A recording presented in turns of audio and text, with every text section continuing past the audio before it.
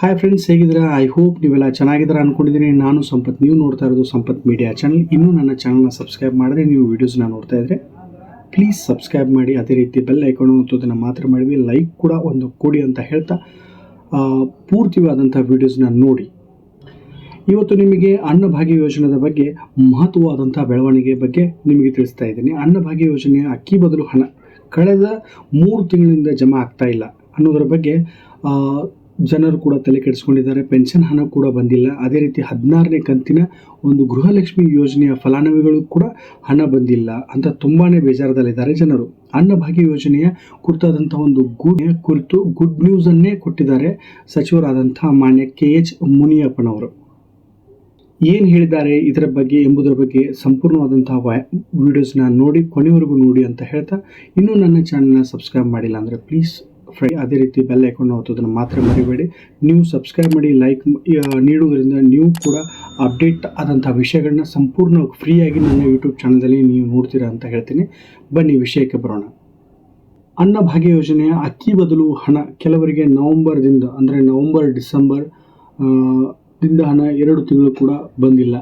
ಕೆಲವರಿಗೆ October, November, December 3 ತಿಂಗಳ ಹಣ ಕೂಡ ಬಂದಿಲ್ಲ. ಅನ್ನಭಾಗ್ಯ ಅಂದರೆ ನೀವು ಅಕ್ಟೋಬರ್ದಲ್ಲಿ ಜಮಾ ಆದರೆ ಅಕ್ಟೋಬರ್ ತಿಂಗಳದ್ದು ಈ ಭಾಗ ಜಮಾ ಆದರೆ ಆಮೇಲೆ ನಂತರ ನವೆಂಬರ್ ಜಮಾ ಆಗುತ್ತೆ, ಆಮೇಲೆ ಡಿಸೆಂಬರ್ ಜಮಾ ಆಗುತ್ತೆ. ಎಟ್ ಎ ಟೈಮ್ 3 ಕೂಡ ಜಮಾ ಆಗೋದಿಲ್ಲ. ಅಕ್ಟೋಬರ್ ತಿಂಗಳಿನ ಹಣ ಜಮಾ ಆಗುತ್ತೆ, ಇನ್ನು ಕೆಲವರಿಗೆ ನವೆಂಬರ್ ಹಣ ಜಮಾ ಆಗುತ್ತೆ, ಇನ್ನು ಕೆಲವರಿಗೆ ಡಿಸೆಂಬರ್ ಹಣ ಕೂಡ ಜಮಾ ಆಗುತ್ತೆ. ಮ್ಯಾಕ್ಸಿಮಮ್ 3 ತಿಂಗಳ ಹಣ ಎಲ್ಲರಿಗೂ ಬರೋದಿಲ್ಲ.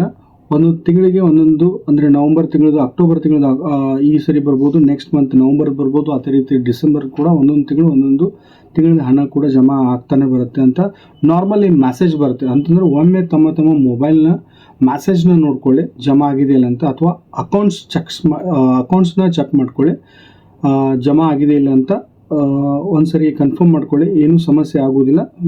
ಮ್ಯಾಕ್ಸಿಮಮ್ 3 ತಿಂಗಳ ಹಣ ಎಲ್ಲರಿಗೂ ಜಮಾ ಆಗಬೇಕಾಗಿತ್ತು, ಆದರೆ ಹಣ ಜಮಾ ಆಗಲಿಲ್ಲ ಅಂತಂದರೆ ಅಕ್ಟೋಬರ್, ನವೆಂಬರ್, ಡಿಸೆಂಬರ್ ಹಣ ಒಂದೊಂದು ತಿಂಗಳಿಗೆ ಹಣ ಜಮಾ ಆಗಲಿಕ್ಕೆ ಶುರು ಆಗಿದೆ ಅಂತ ನಾರ್ಮಲಿ ಮೆಸೇಜ್ ಬರುತ್ತೆ.